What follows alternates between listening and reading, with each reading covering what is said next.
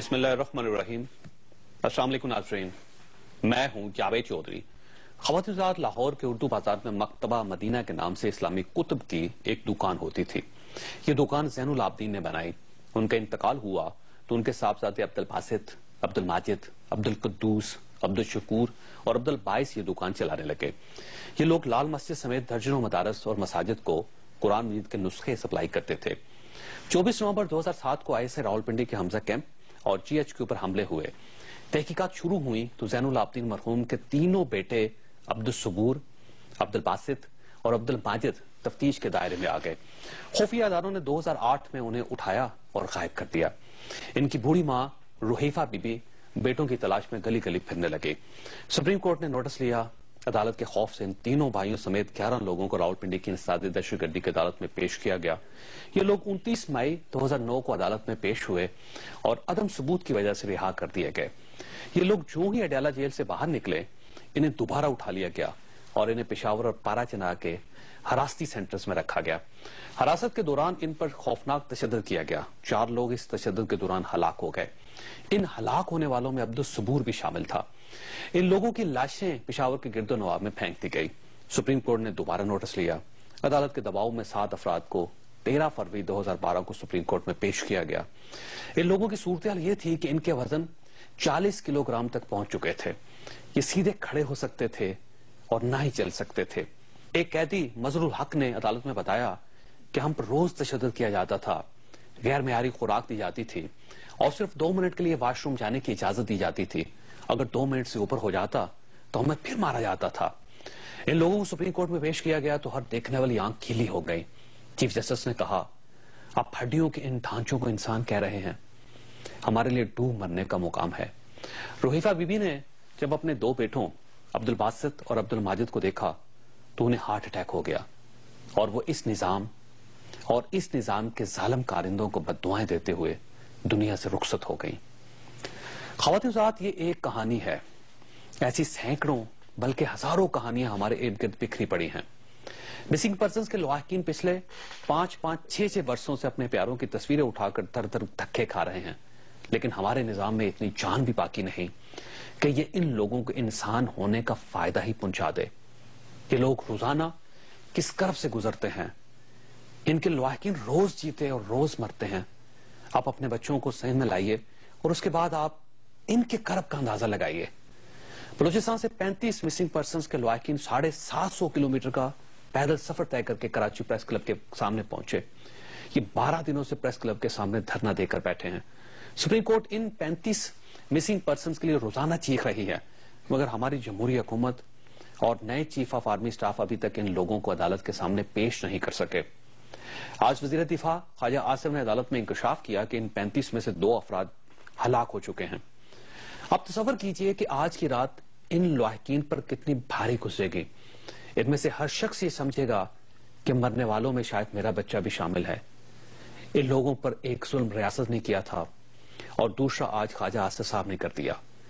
کاش یہ خاموش رہتے، یہ ایسا انکشاف نہ کرتے۔ بہرحال سپریم کورٹ نے آج حکومت کو فائنل نوٹس دے دیا۔ سپریم کورٹ کا کہنا ہے کہ آپ کل تک یہ لوگ پیش کریں، ورنہ دوسری صورت میں قانون اپنا راستہ خود تلاش کرے گا۔ میرا خیال یہ ہے کہ کل کا دن فائنل ہوگا۔ کل حکومت، فوج اور خفیہ اداروں کو کوئی نہ کوئی جواب دینا ہی پڑے گا، لیکن اس جواب کا کیا نتیجہ نکلے گا، یہ ایک بہت بڑا سوالیہ نشان ہے جس کے لیے ہمیں کل کا انتظار کرنا پڑے گا۔ خواتین حضرات، ایسا کیوں ہو رہا ہے کہ ہم جنگل میں زندگی گزار رہے ہیں اور ہم نے بددعاؤں کی مزید کتنی ٹوکریاں سر پر اٹھانی ہیں؟ اور آج ایکسپریس نیوز کراچی کے دفتر پر دوسری بار حملہ ہوا جس میں ہینڈ گرنیڈ اور خودکار اسلحے کا آزادانہ استعمال کیا گیا۔ صحافی کیا کریں، کہاں جائیں، یہ بھی ہمارا آج کا ایشو ہوگا۔ ہمارا آج کا سوال نوٹ کر لیجئے، کیا لاپتہ افراد بازیاب ہو جائیں گے؟ ہمیں فیس بک کو 247 پر جواب دیجیے گا اور ہمارے ساتھ رہیے گا۔ प्रोग्राम में दोबारा खुश आमदीद ख्वासा हमारे साथ तशरीफ रखते हैं डॉक्टर तारक फजल चौधरी साहब MNA पाकिस्तान मुस्लिम लीग नून के साथ इनका ताल्लुक। और जब भी इस्लामाबाद में मिसिंग पर्सन का धरना होता था तो चौधरी साहब वहाँ पे तशरीफ लाते थे। आज इनकी हुकूमत है और इनसे सवाल ये करना है कि आज की हुकूमत, इनकी हुकूमत के दौर में भी ये मसला हल नहीं होगा।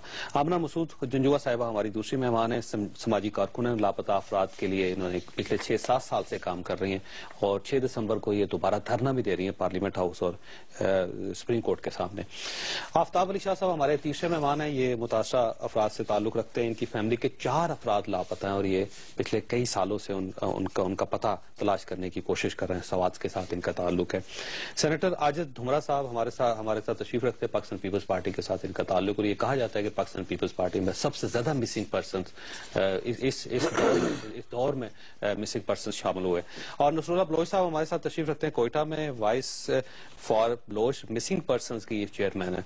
सबसे पहले बलोच साहब आपकी तरफ आना, ये बताइएगा कि आपका इशू हल हो जाएगा या नहीं होगा, क्योंकि आप लोग 750 किलोमीटर का पैदल सफर तय करके कराची पहुंचे थे। अब आप ये समझते हैं कि कोई तवक्को नजर आ रही है आपके मसले के हल की?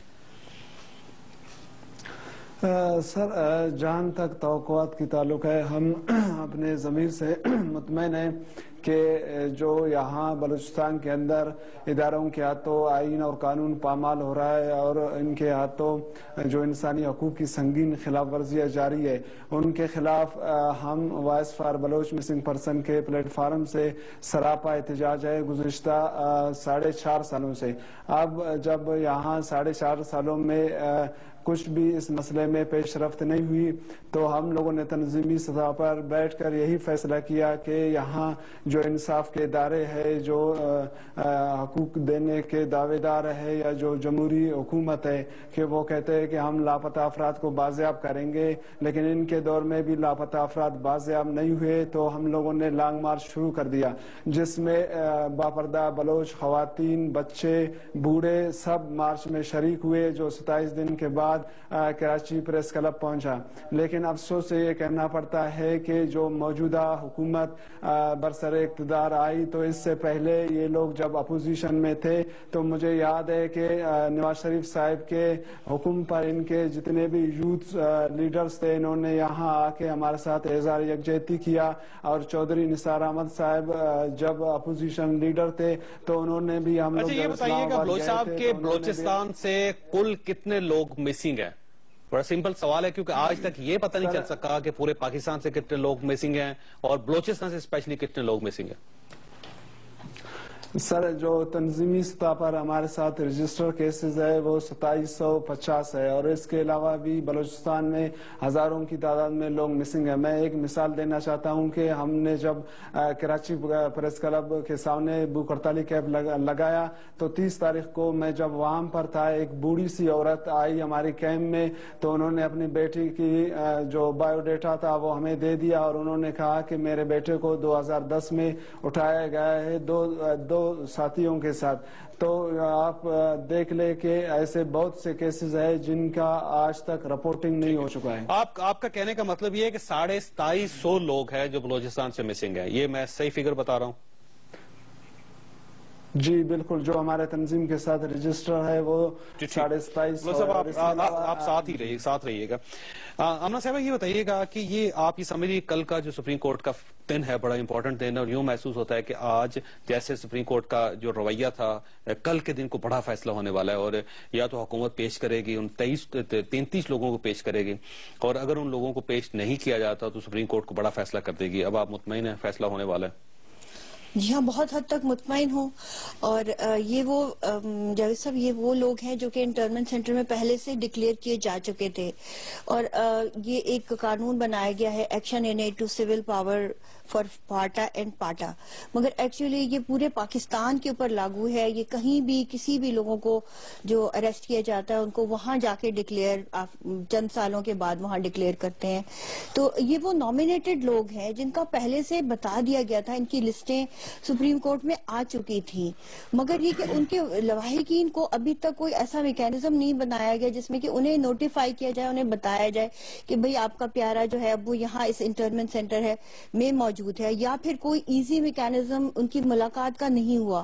اور ان کی تیسری بات یہ کہ ان کی کنڈیشنز اور ان کی جو پریویلنگ وہاں پر ہیومینیٹیرین وہ ہے وہ بہت خراب ہیں، یعنی آہستہ آہستہ وہ موت کے منہ میں جا رہے ہیں۔ لکی انٹرنمنٹ سینٹر میں 27 جنازے نکل چکے ہیں، 2 کا آج ہمیں پتہ چل گیا کہ یہ مالاکنڈ انٹرنمنٹ سینٹر میں وفات پا چکے ہیں، تو باقی کی بھی جو حالات ہوں گے وہ صحیح نہیں ہوں گے۔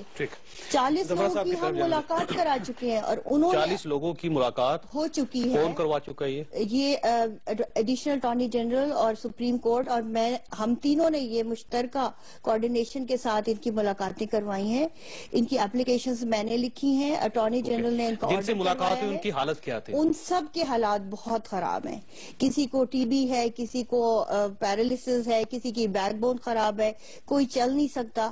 محمد غوری جو ایک بچہ ہے جو اسلام آباد سے اس کا تعلق تھا، وہ اب کھڑا نہیں ہو سکتا، اس کے ماں باپ سے مل کر آئے، ان کا رو رو کے برا حال ہے۔ اس طرح ہی سارے لوگوں کا یہی کنڈیشنز ہیں۔ ٹھیک ہے، دھمرا صاحب کی طرف جانا۔ دھمرا صاحب، جب پاکستان پیپلز پارٹی کی حکومت تھی، آمنہ صاحبہ وہاں پہ کیمپ لگاتی تھی اور ساری مسلم لیگ نون کا یہ کہنا تھا کہ یہ مسئلہ امیڈیٹلی حل ہونا چاہیے، ہمیشہ پاکستان مسلم لیگ نون نے یہ علم اٹھایا اور کہا کہ یہ انسانی بنیادوں پہ یہ مسئلہ حل ہونا چاہیے۔ آج ان کی حکومت ہے، آپ کچھ نہیں کر سکے، آج آپ کا کیا خیال ہے، یہ بھی کچھ نہیں کر سکیں گے؟ دیکھیں چودھری صاحب، بہت سارے ایسے معاملات ہیں جس کے اوپر جب اپوزیشن میں مسلم لیگ نواز تھی تو انہوں نے جو اس ٹائم جذباتی انداز میں ہی ایک باتیں کر رہے تھے، مگر آج جب وہ حکومت میں ہیں ان کو اندازہ ہے ان چیزوں کا، اور یقیناً ایک جمہوری حکومتوں کے اندر اس طرح کی مسنگ پرسن جو چیزیں ہوتی ہیں وہ ایک ٹھیک شگون نہیں ہوتا ہے۔ بحیثیت انسان ہمیں ایک دوسرے کی ہیلپ کرنی چاہیے اور ہمدردی بھی ہے ہمیں، مگر کبھی کبھی ادارے جو ہیں اتنے پاورفل ہوتے ہیں کہ وہ جیسے مسنگ پرسن کا ہے کہ بنیادی طور پر انسان کو یہ حاصل ہونا چاہیے کہ آپ جس کیس میں جس کو اٹھا رہے ہیں اس کو فوری طور پر عدالت میں پیش کر دیں، ان کے خلاف پرچہ کاٹ دیں، تاکہ کم سے کم ان کے جو رشتہ دار ہیں ان کو یہ پتا ہونا چاہیے۔ فوج کا یہ کہنا ہے کہ ہم جس شخص کے خلاف بھی پرچہ کرواتے ہیں وہ کورٹ سے فارغ ہو جاتا ہے، کورٹ سے رہا ہو جاتا ہے۔ میرے خیال میں کہ مارشل لاء کے دور کے اندر تو اس چیزوں کی ایک چیز کہیں نہ کہیں قبول ہو جاتی ہے، مگر جہاں پر جمہوری حکومتیں ہیں اور جس طرح کے بھی کیسز ہوں، یقیناً ایک یہ سوال ہے، آپ کراچی کا مثال لے لیں، پولیس کی رپورٹ ہی یہ ہے کہ بہت بڑے کیسوں میں جو ملوث لوگ ہیں، بہت بڑے قتل عام میں جو ملوث لوگ ہیں وہ یقیناً باہر آ جاتے ہیں، مگر اس کا یہ بالکل اس سے ہم کمپیئر نہیں کر سکتے اس بات سے کہ ان کو مسنگ پرسن کے حوالے سے آپ بالکل اپنے رشتہ داروں سے دور کر دیں۔ ڈاکٹر صاحب، آج آپ کی حکومت ہے، کل آپ کیا فیصلہ کریں گے؟ بسم اللہ الرحمن الرحیم۔ جو سب بنیادی طور پہ فیصلہ انشاءاللہ جو بھی ہوگا قوم کے سامنے ہوگا، لیکن فیصلہ تو ظاہر ہے سپریم کورٹ نے کرنا ہے۔ نہیں، سپریم کورٹ اور ہماری یہ کوشش ہے، میں عرض کرتا ہوں کہ ہماری پوری اس میں یہ کوشش ہے کہ، اور جو پچھلا بھی دور گزرا ہے اس میں آپ نے دیکھا کہ جناب میاں نواز شریف صاحب سے لے کے پاکستان مسلم لیگ نون کے ہر ورکر تک ہم نے یہ کوشش کی کہ ایسے تمام بھی لوگ جو کسی نہ کسی حوالے سے، چاہے وہ بے قصور ہیں یا چاہے وہ کسی جرم میں ملوث ہیں، ان کا جو ٹرائل ہے وہ فیئر اینڈ فری ہو۔ ہم اس کے حق میں ہیں اور یہ ہمارا اصولی موقف ہے کہ کسی بھی شخص کو آپ اس کی صفائی کا موقع دیے بغیر آپ اسے ٹرائل نہیں کر سکتے، یہ ہمارا موقف ہے، آج بھی ہم اس پہ قائم ہیں۔ نہیں، پیش کر لیکن اب تو حکومت نہیں، لیکن میں آ رہا ہوں اس بات پہ، آپ ان لوگوں کو نکالیں، میں آ رہا ہوں پیش کر دیں۔ جو سب گزارش یہ ہے کہ اس ایک ایشو کو اگر آپ صرف اس طرح لیں جس طرح کہ ابھی لیا جا رہا ہے کہ جناب مسنگ پرسنز اور ان کو آپ سامنے لے کے، پہلی بات تو یہ ہے کہ یہ سارے کوئی خدا نخواستہ ہماری ذاتی تحویل میں نہیں ہے۔ اب اس میں دو چیزیں ہیں، میں عرض کر رہا ہوں، دو چیزیں ہیں۔ کچھ لوگوں کا تو یہ خدشہ ہے کہ شاید وہ کسی نہ کسی ادارے کی غیر قانونی تحویل میں ہے، میں تو کھل کے بات کر رہا ہوں، خدشہ ہے کہ وہ کسی نہ کسی ادارے، ہمارے انٹیلیجنس ادارے ہیں، ہمارے تفتیشی ادارے ہیں، جو بھی ہیں، کیا کسی کی غیر قانونی تحویل میں ہے۔ دوسرا خدشہ یہ ہے چوہی صاحب، اور میں بہت سارے ایسے لوگوں کو اپنے علاقوں میں جانتا ہوں، الحمدللہ میرے حلقے کی 8 لاکھ کی آبادی ہے، یہ میں آپ کو بتا دوں، میں اسلام آباد میں بیٹھا ہوں، اللہ تعالیٰ نے دوسری دفعہ عزت دی ہے اسلام آباد سے، ماشاءاللہ آپ کا گھر اور میں تقریباً پڑوسی ہیں، مجھے آپ بتائیں، اور میں یہ بات دعوے سے کہتا ہوں کہ کوئی ایک بھی ایسا فرد پچھلے 6-7 سال میں مجھے یہ رپورٹ نہیں ہوئی کہ کوئی شریف آدمی ہے، کوئی ایسا بندہ ہے معصوم ہے جس کو پولیس نے کسی ادارے نے اٹھایا ہو. کسی نے نہیں اٹھایا. آپ ذرا میری بات سن لیں نا، اسلام آباد سے آپ ذرا میری بات تو سن لیں. یہ راولپنڈی کے سامنے میں سر میری بات سن لیں نا آپ. مجھے ذرا بات آپ 2 منٹ دے دیں اگر مہربانی کریں. یہاں پہ یہ شریف میں 8 لاکھ آبادی کی نمائندگی کرتے ہوئے یہ بات میں آپ کو بتا رہا ہوں کہ مجھ تک اپنے حلقے کی بات کر رہا ہوں، پنڈی کی بات نہیں کر رہا، پنڈی کی یہ بات کر رہی کوئی نہیں اٹھایا گیا. میرے حلقے سے کوئی ایسا مسنگ پرسن ایسا نہیں ہے جس کے بارے میں مجھے یہ رپورٹ ہوئی ہو کہ جناب وہ بالکل ایک دم غائب ہو گیا ہے اور وہ فلانا. عمرت صاحب کو اسلام آباد کا ہے سن لیں میں 1 منٹ لوں گا. اسلام آباد کے جی ہمارے پاس یہ دو یہ چیزیں ہیں. اور اب میں آخری بات یہ لسٹ ان کو دے دیجیے گا. میں آخری بات یہ کروں گا کہ اس مسئلے کو اگر آپ صرف آئسولیٹ کر کے دیکھیں گے تو شاید اس کا حل ہم تلاش نہ کر سکیں. جیسا کہ پرائم منسٹر صاحب نے یہ کہا کہ we have to put our house in order, اس کے پیچھے بہت ساری باتیں ہیں. آپ مجھے یہ بتائیں کہ دنیا کا کون سا ایسا ملک ہے چوئی صاحب کہ جس میں لوگ سفر کر رہے ہیں بس میں، معصوم لوگ ہیں، غریب لوگ ہیں، مزدور ہیں، سرکاری ملازم ہیں، بسوں میں کون سفر کرتے ہیں؟ یہ جو 2-4 گریڈ کے لوگ ہوتے ہیں ان کو آپ بسوں سے اتاریں، شناختی کارڈ چیک کریں، ان کے پتے دے کر میری بات تو سنیں سر، میری بات سنیں نا سر، مجھے کمپلیٹ کریں. اور اگر گرفتار شدہ لوگ مجرم ہیں سامنے پیش کریں قوم کے، ہم سب آپ کا ساتھ دیں گے کہ اس شخص نے انسان کو قتل کیا، اس کو پھانسی لگا. میں نے بات یہاں سے شروع کی کہ ہم اس موقف پہ ہیں کہ ہر شخص کو جب تک اس کی صفائی کا موقع نہ دیا جائے آپ اس کا ٹرائل کر نہیں سکتے، اسے سزا دے نہیں سکتے. اچھا یہ بچہ آپ کے سامنے، میں آخری جملہ یہ کہوں گا، اس سے آپ کو اندازہ ہوگا عدالتوں کو ٹھیک کرنا ہے، آپ نے عدالتوں کے نظام کو ٹھیک کرنا ہے. ہم نے کوشش کی ہے اپنے آپ کو تو پہلے ٹھیک کر لیں، اور اس کے بعد دوسری بات یہ ہے کہ جو آپ کے گواہ ہیں، بہت بات باری آئے گی، جو گواہ ہیں ان کو تحفظ فراہم کرنا ہے. ٹھیک. آپ صاحب یہ بتائیے گا کہ آپ کے آپ دیکھیں آپ کے سامنے لوگ ٹی وی کے اوپر اعلان کرتے ہیں جناب 110 بندوں کو میں نے مارا ہے، آج تک کسی کو پھانسی ہوئی ہے؟ یہ آپ کا فیلئر ہے نا سر، یہ تو آپ کا ساری چیزیں ایسی ہیں جو ہم نے ٹھیک کرنی ہے. کب کرنی ہے؟ لیکن کسی بھی شخص کو یہ کب کرنی ہے بغیر صفائی کا موقع دیے ہوئے ہم ٹرائل نہیں کریں گے. آفتاب سے یہ بتائیے گا کہ آپ کے خاندان کے کتنے لوگ مسنگ ہیں؟ بسم اللہ الرحمن الرحیم. ہمارے خاندان کے 4 لوگ ہیں، 5 تھے، ایک بچہ اس کو رہا کر دیا گیا ہے اور 4 ابھی لاپتہ ہیں. اس میں ایک میرا بھائی ہے، ایک کزن ہے اور ایک چاچا ہے اور 2 کزن ہے، اسی کا بیٹا ہے چاچا. تو یہ کہاں سے اٹھایا تم لوگ؟ یہ بلایا باقاعدہ آرمی بلایا گیا ہے اور پھر اس کے بعد میرا بھائی خود آرکیٹیکچر انجینئرنگ کا اسٹوڈنٹ تھا، وہاں سے بلایا یونیورسٹی سے، اور ماشاءاللہ ہم شریف لوگ. کہاں یونیورسٹی میں پڑھ رہا تھا؟ یونیورسٹی میں پڑھتا تھا، جام شورو مہران یونیورسٹی میں. مہران یونیورسٹی میں پڑھتا تھا. جیسی ایڈمیشن مل گئی وہاں سے کال آ گئی کہ تم سے انویسٹیگیشن ہوگی، تم آ جاؤ. تو خود ہی کراچی سے، حیدرآباد سے لے کر سوات تک ہزاروں، مطلب کہ کافی سفر ہے. رستے میں ڈیر اسماعیل خان بھی آتا ہے اور وہ رستہ کہ اور بھی جاتا ہے. اگر وہ دہشت گرد تھا تو وہ اسی راستے سے بھی جا سکتا تھا، لیکن نہیں، وہ خود صاف تھا، بالکل کلیئر تھا، نہیں نظر آ رہا تھا اس کو میں نے کچھ کیا ہے. وہ خود ہی پہنچ گیا، ادھر گیا، ادھر پیش ہوا. آج 4 سال ہو گئے، ان کا انویسٹیگیشن ابھی تک کمپلیٹ نہیں ہوا ہے. آپ کی ملاقات ہوئی اس سے؟ نہیں، کوئی ملاقات نہیں ہوئی ہے. میری ماں رو رہی ہوتی ہے، میرے بہنیں رو رہے ہوتے ہیں، اور جناب میرے ابو کی بھی اب وہی بس بتانے شرم آتی ہے. اور یہ تو میں بار بار کہوں گا کہ ہم عزت دار لوگ ہیں، ہم شریف. آپ یہ بتائیے گا کہ آپ لوگ کرتے کیا تھے، آپ کے بزنس کیا؟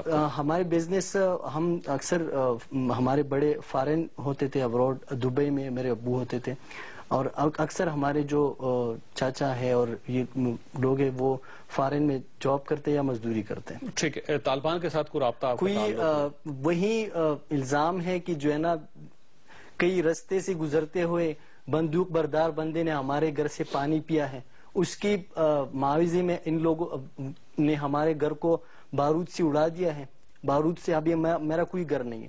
دیکھیں سر، اگر کوئی پرندہ کتنا معصوم جانور ہے، اس کے گھونسلے میں بھی کوئی اگر ہاتھ ڈالے نا تو وہ اوپر سے چیخنا چلانا اور اس پہ حملہ کرنے کے لیے تیار ہو جاتے.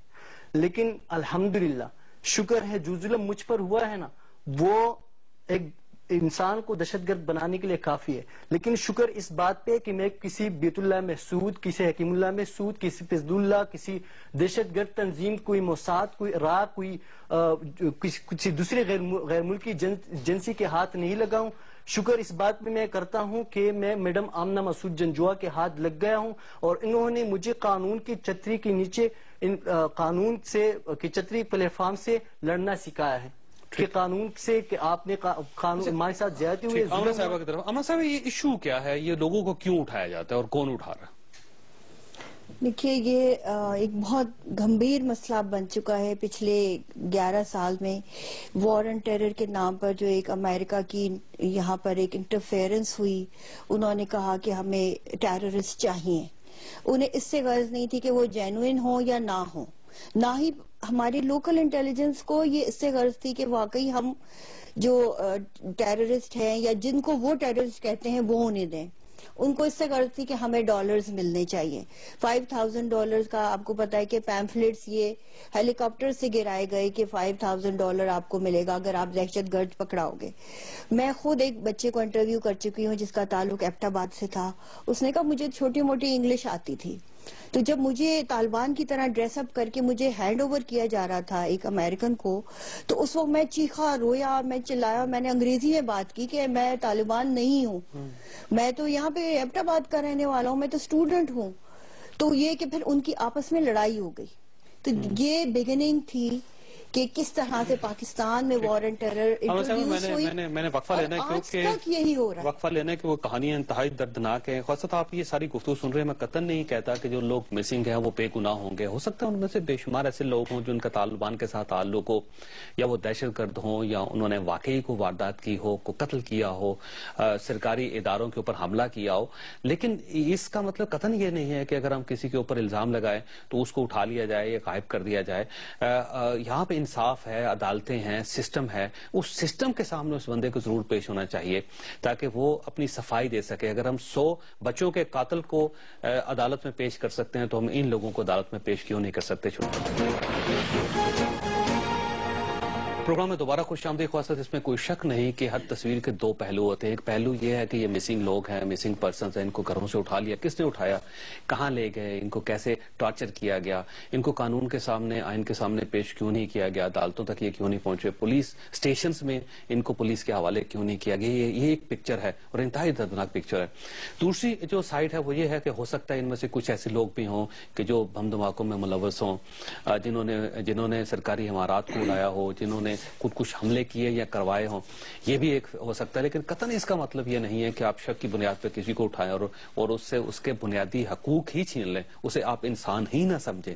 یہ ایک سوالیہ نشان ہے جس کو دیکھنا بہت ضروری. نمرہ صاحب یہ بتائیے گا کہ آپ اس سوسائٹی میں جو اس قسم کی سٹوری سنتے ہیں, آپ کو ہمارے معاشرے سے گھن نہیں آتی؟ آپ کو محسوس نہیں ہوتا کہ ہم کس دور میں زندہ ہیں, ہم لوگ کیا کر رہے ہیں؟ چودھری صاحب, آج انفارمیشن کا دور ہے اور یقیناً ہماری جو آواز ہوتی ہے اور مسنگ پرسن کی جو آواز ہے آج پوری دنیا میں سنی جا رہی ہے اور لوگ مختلف انداز میں محسوس بھی کرتے ہیں.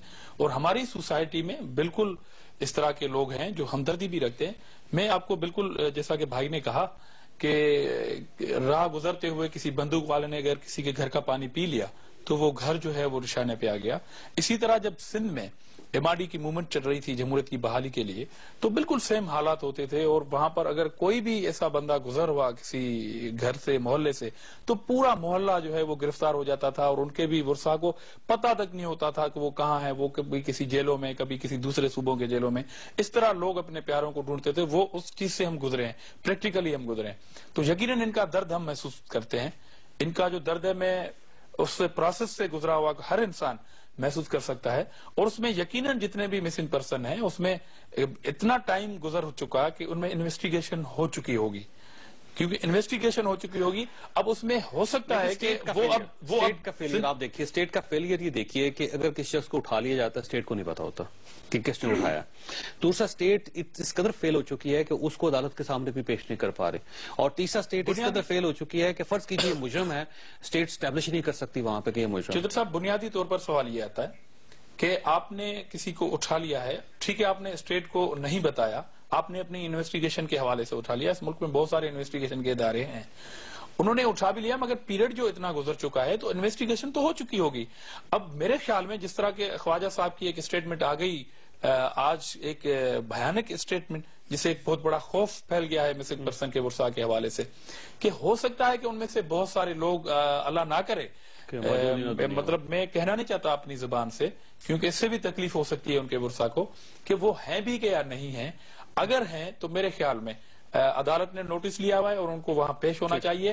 یقیناً آپ نے کہا کہ پیپلز پارٹی کے دور میں سب سے زیادہ مسنگ پرسن ہوئی، ٹھیک ہے، ہمارے دور میں ہوئی، اس پر بہت زیادہ تنقید بھی ہوئی، مگر آج بلوچستان کے اندر ایک نیشنلسٹ چیف منسٹر وہاں بیٹھے ہوئے ہیں، قوم پرست چیف منسٹر بیٹھے ہیں، مگر اب بھی حالات کے چیف منسٹر جو ہے اس کے دور میں 64 لوگ اب تک وہاں سے غائب ہو چکے ہیں۔ شاہ جی، آپ کو خواجہ آصف صاحب کی بات پہ یقین ہے؟ مجھے سمجھ نہیں آتی انہوں نے کیسے کہا ہے اور کیا کہا ہے۔ انہوں نے کہا ہے کہ وہ پیش کر دیں گے، پیش کر دیں گے، اور ساتھ میں یہ کہا ہے کہ اللہ کرے کہ وہ صحیح سلامت ہو، اور اس طرح کی ورڈنگ یوز کیے، تو پتہ نہیں اس کے پیچھے وہ کیا چھپانا یا کیا سمجھانا چاہ رہے عوام کو، کل پتہ چلے گا کیا وہ۔ ڈاکٹر صاحب دیکھیے گا، میاں نواز شریف صاحب اور ان کی فیملی بھی، آپ کو پتہ ایک وقت تھا کہ وہ خود بھی مسنگ پرسنز تھے، ان کو اٹھا لیا گیا، اٹھا کے مری پھینک دیا گیا، ایک دوسرے کے ساتھ رابطہ نہیں تھا، ان کا کوئی کنیکشن نہیں تھا، کھانا ان کو ان کے دروازے کے نیچے سے اندر بھیجا جاتا تھا۔ کم از کم میاں نواز شریف صاحب اور ان کے خاندان کو تو احساس کرنا چاہیے ان چیزوں کا، ان کو پتہ ہونا چاہیے کہ جب لوگوں کو اٹھا لیا جاتا ہے اور ان کا آپس میں رابطہ نہیں ہوتا تو کتنی تکلیف ہوتی ہے، اور اگر آپ کو بھی تکلیف نہیں ہوئی تو پھر اس ملک میں کسی کو نہیں ہو سکتی۔ تو سب بالکل آپ نے صحیح کہا، اور میں نے جیسے اس سے پہلے گزارش کی ہے کہ پاکستان مسلم لیگ نون کی حکومت کا قطعی طور پہ یہ موٹیو نہیں ہے کہ کسی بھی ایسے شخص کو، چاہے وہ کتنے ہی کسی سنگین جرم میں ملوث ہو، اسے صفائی کا موقع دیے بغیر آپ اس کو سزا دیں۔ آپ کو تو ایک آرڈر چاہیے، یہ بالکل ایک نوٹیفکیشن لکھیں جی، 4 لفظ لکھیں اس پہ، اور وزیر اعظم صاحب کر رہے ہیں۔ وزیر اعظم صاحب نے بالکل اس سلسلے میں نہیں سمجھتا کہ کوئی دور آئے ہیں کہ ہم نے کسی جگہ بھی یہ ڈائریکشن دی ہو جناب کے لوگوں کو اٹھائیں اور ماورا عدالت ان کا ٹرائل کریں۔ آپ کی ذمہ داری ہے۔ دیکھیں سنیں، آپ ذرا کراچی کی صورتحال دیکھیں، بہت سارے ایسے دوستوں نے آپ کے جو آپ یہ کہیں کہ بہت سمجھدار آپ کے مشیر بنتے ہیں، میں حکومتی سطح کی بات نہیں کر رہا، دائیں بائیں کی بات کر رہا ہوں، میڈیا سے لوگ ہیں، انہوں نے کہا کہ اس طرح بات نہیں ہوگی جس طرح آپ ٹارگٹ آپریشنز کی بات کر رہے ہیں، فلاں فلاں فلاں فلاں لوگ آئیڈینٹیفائڈ ہیں، ان کو اٹھائیں بغیر ٹرائل کے، ان کو ادھر کریں، ان کو ادھر کریں۔ آف دی ریکارڈ بات ہے، میں آپ کے سامنے ساری سچی بات کی ہے، لیکن مجھے آپ یہ بتائیں کہ کراچی میں جو ٹارگٹ آپریشن شروع ہوا، اور الحمدللہ اس کے بعد آپ کو کراچی کے حالات میں بہتری نظر آ رہی ہے، تمام چینلز، آپ کے میڈیا کے تمام لوگ اس بات کو مانتے ہیں۔ کراچی کی میرا مطلب ہے کہ حکومتی سطح کے اوپر ہم نے کبھی اس بات کو فروغ نہیں دیا کہ آپ لوگوں کو بغیر ٹرائل کے آپ لوگوں کو جو ہے وہ سزا دیں۔ کراچی سے کوئی ہمارے آپریشن کے بعد کوئی مسنگ ہوئے؟ کسی نے یہ کہا کہ ماورا عدالت کسی کا ہم نے قتل کیا، کسی کا ماورا عدالت کو ٹرائل کیا، ایکسپریس کے دفتر پہ دوسرا حملہ ہو گیا، اور وہاں ہم نے کب یہ کہا کہ کراچی کے ان ایلیمنٹس کو روکنا کس کی ذمہ داری؟ لیکن میں نے آپ کو مسنگ پرسنز کے حوالے سے یہ بات کہی ہے، کوئٹہ جانے دیں مجھے بلوچ صاحب، بلوچ صاحب اگر فرض کیجئے کہ آپ کا مسئلہ حل نہیں ہوتا اور آپ کے جو مسنگ پرسن جو آپ کی فہرست ہے اور اس میں سے لوگوں کو واگزار نہیں کیا جاتا، یا کل سپریم کورٹ آف پاکستان کو ایسا بڑا فیصلہ نہیں دیتی جس سے تمام مسنگ پرسن اپنے گھر جا سکیں، تو اس کے بعد آپ کا آئندہ لاہ عمل کیا ہوگا، کیا کریں گے آپ؟ سر، تنظیمی سطح پر ہم لوگوں نے ڈیسائیڈ کیا ہے کہ 10 دسمبر کے بعد خواتین اور بچے تنظیم کے سطح پر اسلام آباد کی طرف لانگ مارچ کریں گے۔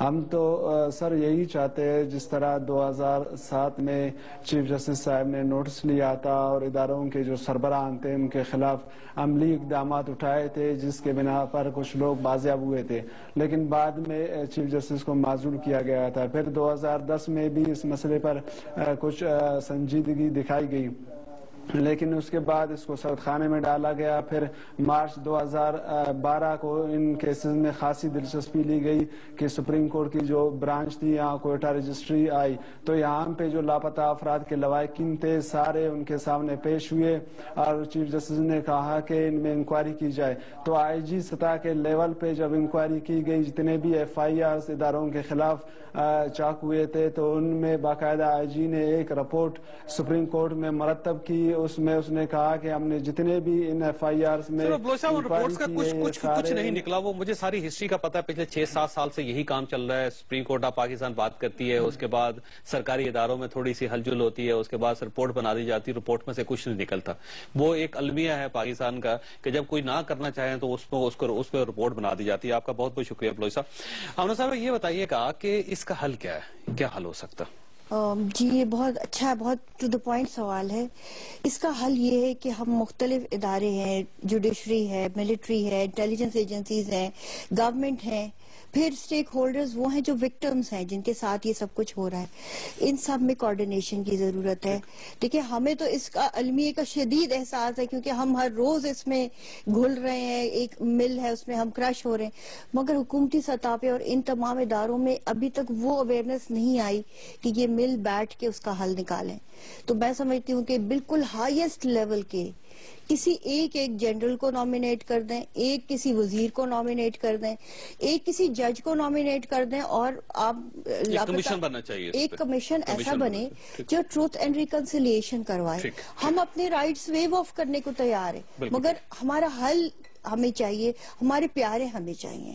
ہم اپنے اداروں کو بدنام بھی نہیں کرنا چاہتے، ہم ایک اچھے شہری بھی ہیں، ہم محب وطن بھی ہیں.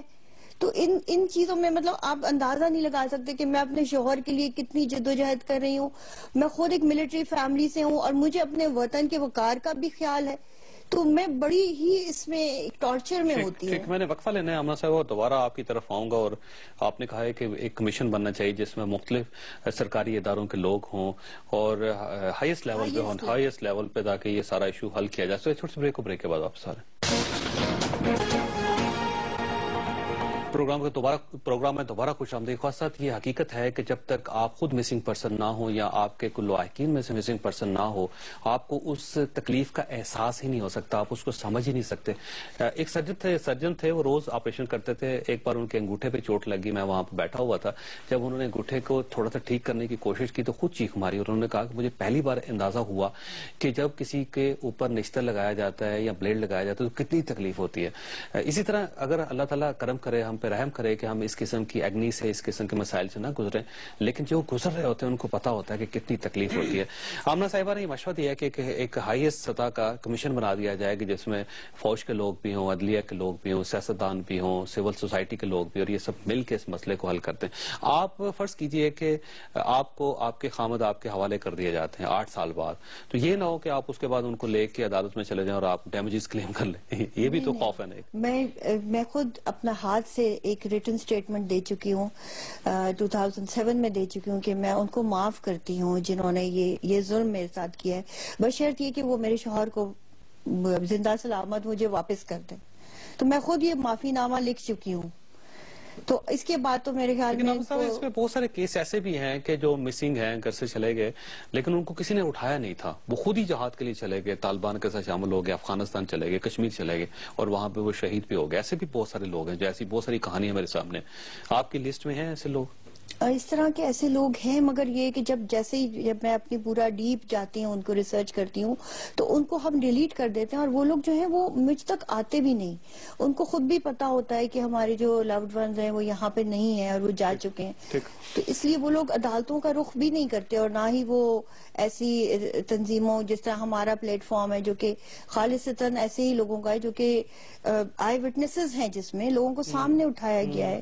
اس کے بھائی کو کس طرح اس نے خود ڈکلیئر کیا ہے، اس طرح میرے شوہر کے بارے میں آئی وٹنس. آپ کے بھائی سے کبھی رابطہ نہیں ہوا؟ آپ نے جو نقطہ اٹھایا ہے یہ بڑا اہم ہے، اور میں اس پہ تھوڑی سی بات کرنے لگا تھا، بیچ میں آپ نے ظاہر ہے ایک دوسرا سوال کر دیا کہ بہت سارے ایسے لوگ ہیں. اور میں آپ کو بتاؤں کہ ایون جس طرح میں نے کہا کہ اسلام آباد میں میں نے آپ کو بڑی ایمانداری سے بات کی ہے کہ میرے پاس اگر کوئی کدو کا کیس آئے ہیں تو وہ لوگ بھی برآمد ہو گئے ہیں جنہوں نے یہ شکایت کی کہ ہمارے لوگوں کو 25 لوگوں کی لسٹ ہی آپ کو دیں گے. جی انشاءاللہ اس پہ بات ہو رہی ہے. وہ تو ظاہر سپریم کورٹ اس کو تجزیہ کر رہی ہے، میں اس میں بہت ایک ادنا چیز ہوں. ظاہر ہے بڑے ہائیسٹ فورم پہ یہ بات جو ہے وہ ہو رہی ہے.